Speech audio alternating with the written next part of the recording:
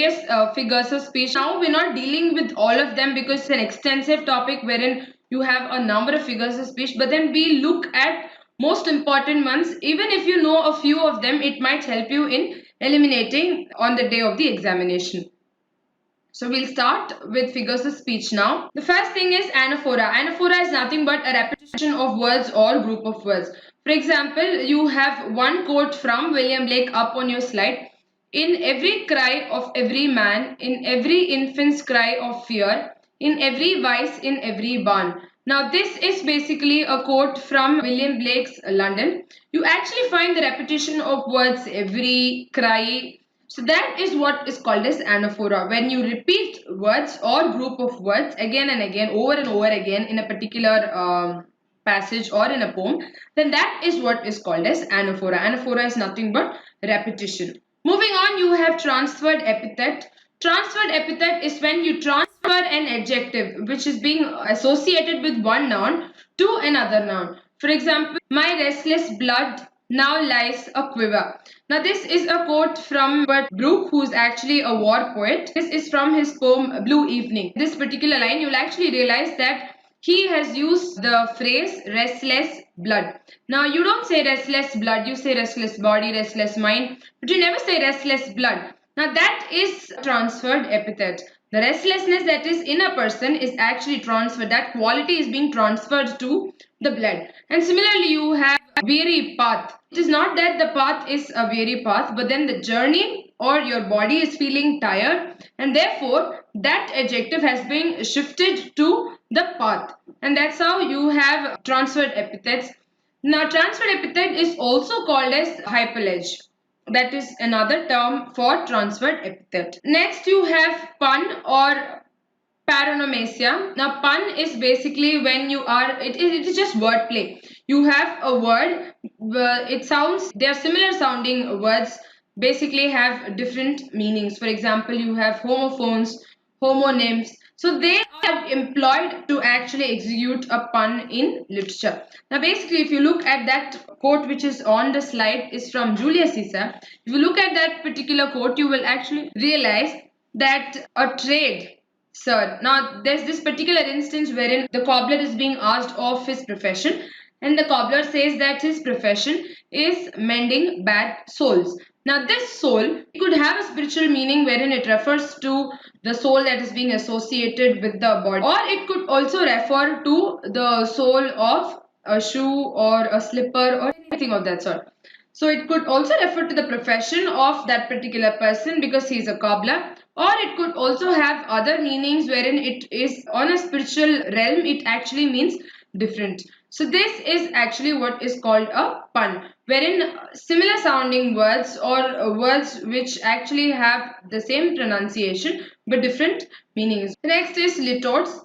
Litorts is basically a deliberate understatement. You deliberately undermine somebody or something to have a positive impact by negating its opposite.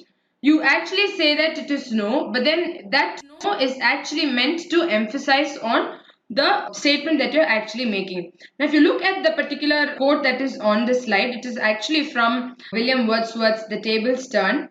He too is no mean teacher. Now, he too is no mean teacher actually is an understatement. You're undermining yourself. He is no mean teacher, meaning to say that he's not a mean teacher. Now, that is what is called as litort. Now, litorts are understatements to make a positive statement and also to increase the impact of a statement. The next is rhetorical question. There's a question. It actually has a positive statement that is obvious. Once you read it, you actually realize that there's something that is obvious from that particular question. So that is what is called as a rhetorical question.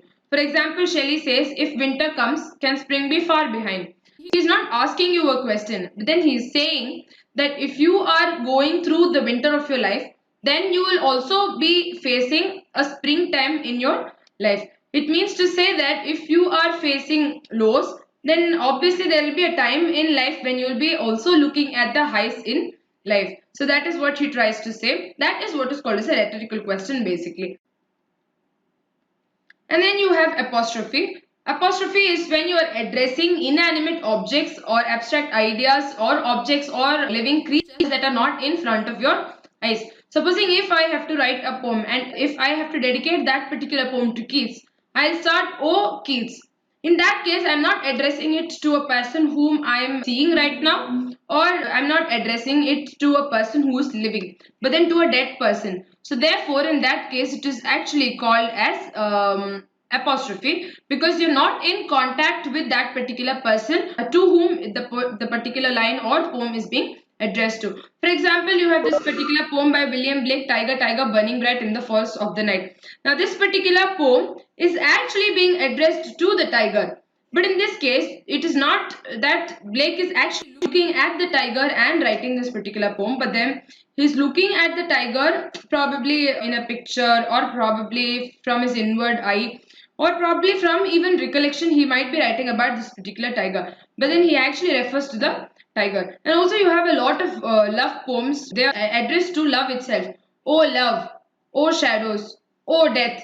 Now such references are actually called as apostrophe, because you're referring to something that is an abstract idea. Now love is only an abstract idea. It is not something that is concrete.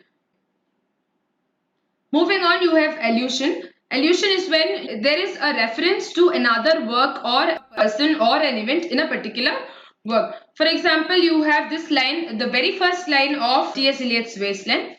"April is the cruelest month." So this is the beginning of T.S. Eliot's Wasteland. You actually realize this line is an allusion to Chaucer's Canterbury Tales.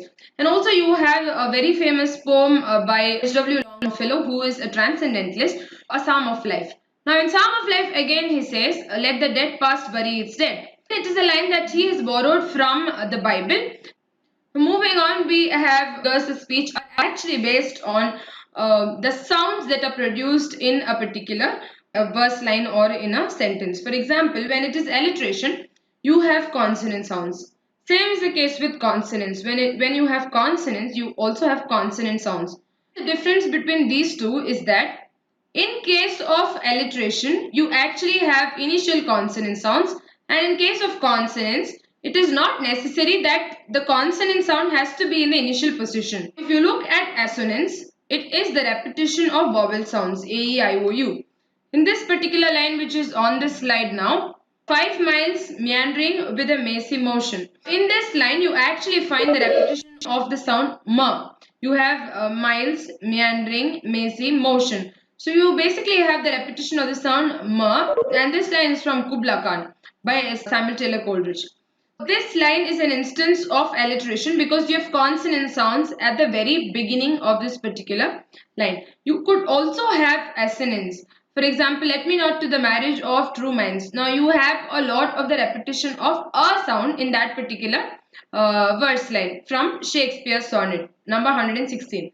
Now that is what is called as assonance, wherein you have the repetition of the vowel sounds again and again. And consonance is basically a variation based on the position.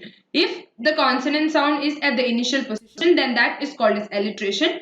And if the consonant sound is at any other place, say the middle or at the end, then in that case it is called as consonance. The next is prolepsis. Prolepsis is basically an anticipation of events. For example, if you look at Isabel or Port of Bessel, the two brothers of Isabella actually drive the lover of Isabel past Florence. They take him out of Florence and then he is murdered. Now, that very act of taking the lover out of Florence is mentioned by John Keats in this way. You have that on your slide now. "So the two brothers with their murdered man." Now, they are actually taking the man outside Florence. They've not killed the man. They are yet to kill the man. But then what Keats says is that he actually hints at what is going to happen in the future. He is the person who is going to get murdered. So he actually says that they were taking with them their murdered man. And also you have the continuation, "Rode past fair Florence." So it is neither the flashback, it is the present. But then you also have an anticipation of events. So that is what is called as prolepsis. Thanks a lot for watching. Do remember to like, share and subscribe.